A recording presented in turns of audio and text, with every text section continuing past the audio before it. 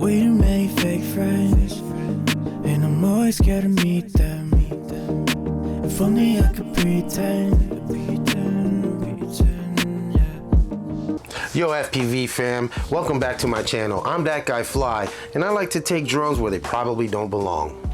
Today I want to introduce you guys to the sub 250 Nimble65 HD with the DJI 04 air unit. A tiny whoop for indoor fun, but guess what? I took this guy outside. Let's go see how this guy holds up.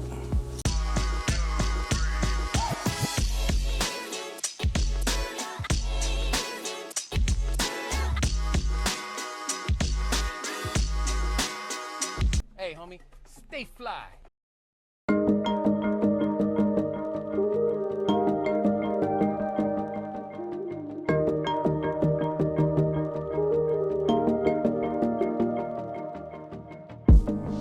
Got way too many fake friends, and I'm always scared to meet them.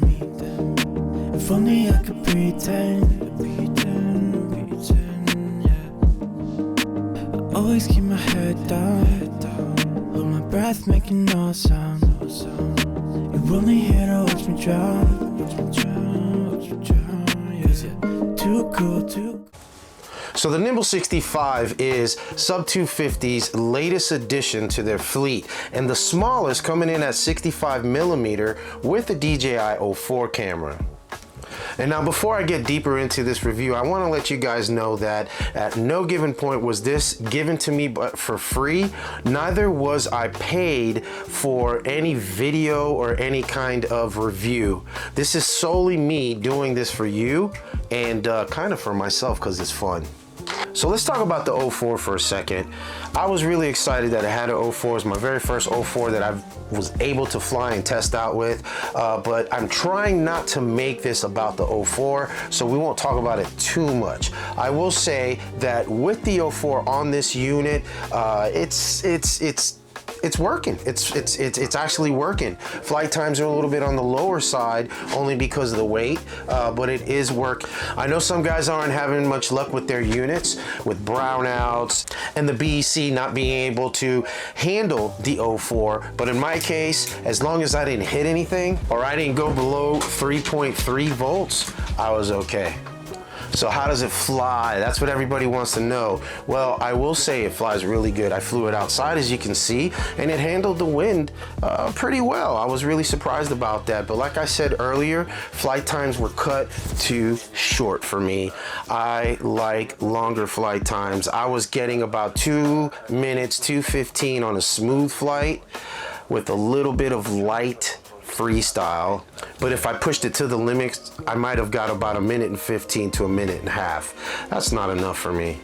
Now another problem is the BEC in this flight controller is not strong enough to handle the 04's power consumption. If you bump anything or clip anything a little bit too hard, the camera resets itself. Not only is that annoying, but it can cost you your quad too.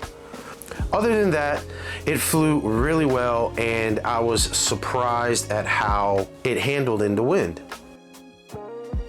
One of the best things I can say about this quad is that it's super light at 21 grams with the 04 no battery. Add a battery, it can go up to 27 to 29 grams. That's not bad for a digital whoop.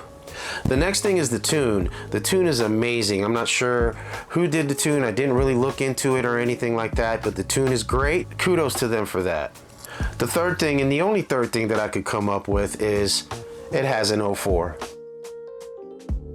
The bad.